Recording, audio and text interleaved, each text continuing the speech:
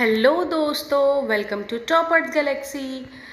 तो ईएमआरएस का जो एग्ज़ाम है 2023 में होने वाला है, इसकी करेक्शन डेट क्या है, एग्ज़ाम डेट कब होने वाला है, दोबारा अप्लाई करना है क्या, जिन्होंने अप्लाई किया हुआ है उन्हें दोबारा अप्लाई करना है क्या, आपकी एग्ज़ाम डेट कब तक रहने वाली है, ऐसे रिलेटेड कितने सारे क्वारीज हमें लगातार आ रही थी। तो हमने सोचा लोगों के डाउट क्लियर करने के लिए इस पर भी एक वीडियो बना दी जाए।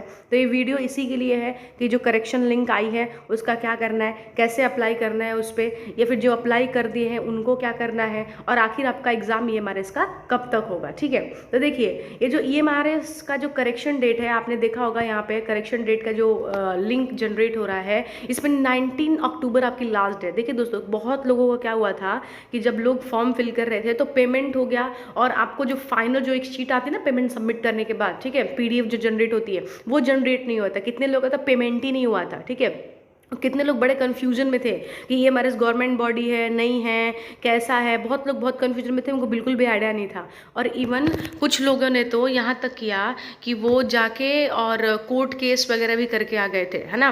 तो अब कोर्ट में मामला चला गया, बहुत सारा प्रोसेस हुई, एग्ज़ाम जो प्रोसेस में थी वो एग्ज़ाम पेंडिंग में चली गई, ये हमारे इसके पास टीचर्स नहीं है, तो ये बहुत सारी प्रॉब्लम्स हो गई थी। काफ़ी सारे प्रॉब्लम्स होने के बाद आपने देखा कई सारे लोगों ने तो कोर्ट केस वगैरह भी कर दिया था उत्तराखंड में, है ना। तो वहाँ पे ये हमारे ने काफ़ी जल्दी प्रोसेस किया इन सब चीज़ों का। इवन हम तो थैंकफुल है हमारे कोर्ट्स के भी कि वहाँ के लोगों ने जो बहुत जल्दी ही रिक्रूटमेंट को कैरी ऑन किया। देखो मेन प्रॉब्लम है ना इलेक्शंस, है ना। इलेक्शन से पहले किसी हालत में उनको एग्जाम कंडक्ट कराना ही कराना है, क्योंकि हर वोट बैंक पॉलिटिक्स है भाई, हर किसी को वोट चाहिए, है ना। उनको वोट चाहिए तो वो सारे कंडक्ट कराएंगे ही कराएंगे। तो वहाँ से कोर्ट से छूटा ये सब चीज़ें। तो ईएमआरएस चाहता है, ईएमआरएस बस इतना चाहता है कि एग्ज़ाम रीस्टार्ट हो वापस से, है ना। एक एग्ज़ाम का जो प्रोसेस था, एक लंबा चौड़ा एग्ज़ाम का प्रोसेस होता है। एग्ज़ाम प्रोसेस करने में दोस्तों बहुत सारी चीज़ें लगती है, जैसे कि अब एक फॉर्म फिल कराओगे, है ना, कई सारे लोगों का सिटिंग अरेंजमेंट कराओगे, सिटिंग अरेंजमेंट के साथ साथ आपको एग्ज़ाम सेंटर्स को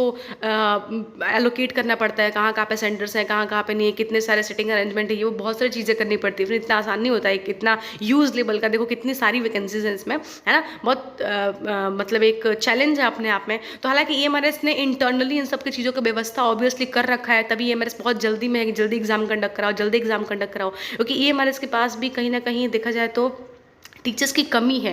इनके पास भी उतने टीचर्स नहीं हैं ताकि ईएमआरएस इंस्टीट्यूट सही से चल सके। और पहली बार जो है वो सेंट्रल गवर्नमेंट पे ईएमआरएस का एग्जाम हो रहा है। तो आप देखो जो टीजीटी और हॉस्टल वार्डन, प्रिंसिपल, पीजीटी और नॉन टीचिंग, इन सभी के लिए जितने भी जो फॉर्म्स अप्लाई हुए थे, है ना, जितने भी फॉर्म्स अप्लाई हुए थे, कई लोगों को जो भी प्रॉब्लम हो गई थी, अब उनके लिए एक गुड न्यूज़ है कि वापस से वो सारे फॉर्म्स अप्लाई कर सकते हैं, है ना। सभी लोग फॉर्म अप्लाई कर सकते हैं। इवन अब तो सीटेट का भी रिजल्ट आ गया है, जिन लोगों का सीटेट का भी रिजल्ट आ गया उन लोगों को भी एक गोल्डन अपॉर्चुनिटी मिल गई है कि तुरंत सीटेट का रिजल्ट आने के बाद आपके पास इतनी ह्यूज वैकेंसी है, तो आप इसमें भी अपना फॉर्म अप्लाई कर सकते हैं। ठीक है, और जो लोग पहले अप्लाई किए थे उनको भी बिल्कुल चिंता करने की जरूरत नहीं, आपने ऑलरेडी फॉर्म को अप्लाई किया हुआ था। ठीक है, आपने ऑलरेडी फॉर्म को अप्लाई किया था तो आपको वापस फॉर्म अप्लाई करने की जरूरत नहीं है ना। आपने जब ऑलरेडी फॉर्म अप्लाई किया है तो नो नीड टू मतलब वापस से फॉर्म मत कलेक्ट करो। ठीक है, तो जो लोगों का अभी प्रोसेस अंडर प्रोसेस था, जिनका फॉर्म 100% सबमिट नहीं हुआ था, वो लोग करेंगे। जो नए कैंडिडेट्स हैं उनके लिए लिंक है। और देखिए ये लिंक जो है 19 अक्टूबर तक वैलिड रहेगा। ठीक है, कितने तक, 19 अक्टूबर तक वैलिड रहेगा। और जो लोग भी, है ना, हो सकता है कि इसको 1-2 दिन तक एक्सटेंड किया जाए, डिपेंड करता है करते हैं कि नहीं करते हैं, पर हो सकता है 1-2 दिन के लिए एक्सटेंड करें। ठीक है, और आपका जो देखिए ये जो पर्टिकुलर सेशन है, मतलब जैसे ही आपका अक्टूबर एंड होगा, अक्टूबर एंड होते ही आप देखोगे करेक्शन विंडो जरूर लेके आएंगे। करेक्शन विंडो क्यों आती है, ताकि अगर कोई भी फॉर्म फिल करने में कितने लोगों से मिस्टेक हो जाती है, नाम mistake, date of birth mistake, कई लोगों से क्वालिफिकेशन मिस्टेक, अगर कुछ फॉर्म फिल करने में कुछ भी प्रॉब्लम होती है तो वहाँ पे करेक्शन विंडो आती है। तो आप वहाँ पे जाके अपने करेक्शन विंडो में आपका जो भी गलतियाँ हैं, जो भी त्रुटियाँ रह गई हैं, आप उसको करेक्ट कर सकते हैं। ठीक है, और बाकी बचा एग्जाम डेट का, देखिए जैसे ही करेक्शन विंडो होकर खत्म होगी फ्रेंड्स, अक्टूबर खत्म हो जाएगा। ठीक है, मतलब नवंबर लास्ट तक, है ना, नवंबर लास्ट और दिसंबर फर्स्ट वीक तक आपका ईएमआरएस एग्जाम कंडक्ट करा लेगा फ्रेंड। देखिए कई लोग बोलेंगे कि अरे इतना जल्दी कैसे होता है, बहुत लंबा प्रोसेस होता है। देखो फ्रेंड्स, कहीं ना कहीं ईएमआरएस बहुत जल्दी में है ना, बहुत जल्दी में एग्जाम कंडक्ट कराने का। तो उन्होंने ये सारी ही जो व्यवस्थाएं हैं, जो भी अरेंजमेंट है, उन्होंने पहले करके रखा हुआ है। ठीक है, ऐसा ही नहीं हवा में बहुत जल्दी में एग्जाम कंडक्ट कराने का, उन्हें भी जरूरत है टीचर्स की, क्योंकि उनके पास टीचर्स की बहुत स्कैर्सिटी है। अभी तक ये लोग क्या करते थे, स्टेट लेवल पे ही कॉन्ट्रैक्ट में टीचर्स लेके आते थे, उन्हें परमानेंट कर दिया जाता था, रिक्रूट कर दिया जाता था। अब पहली बार इतनी वाइड लेवल पे वैकेंसीज लेके आ रहे हैं और इस तरीके से वो चीज़ें करने वाले हैं फ्रेंड्स, तो अपने आप में ये बहुत सराहनीय मुद्दा है। We all have to appreciate them, है ना, कि काफ़ी अच्छा काम कर रहे हैं ये लोग। सेंट्रल गवर्नमेंट पे वैकेंसीज लेके आना, लोगों से एग्जाम कंडक्ट कराना, और इनका सिलेबस भी देख रहे हो एनवीएस से लगभग सेम ही सिलेबस है इनका। तो इस तरीके से एक सेंट्रल गवर्नमेंट का पैटर्न को फॉलो करना इतना ईजी नहीं होता है, ठीक है।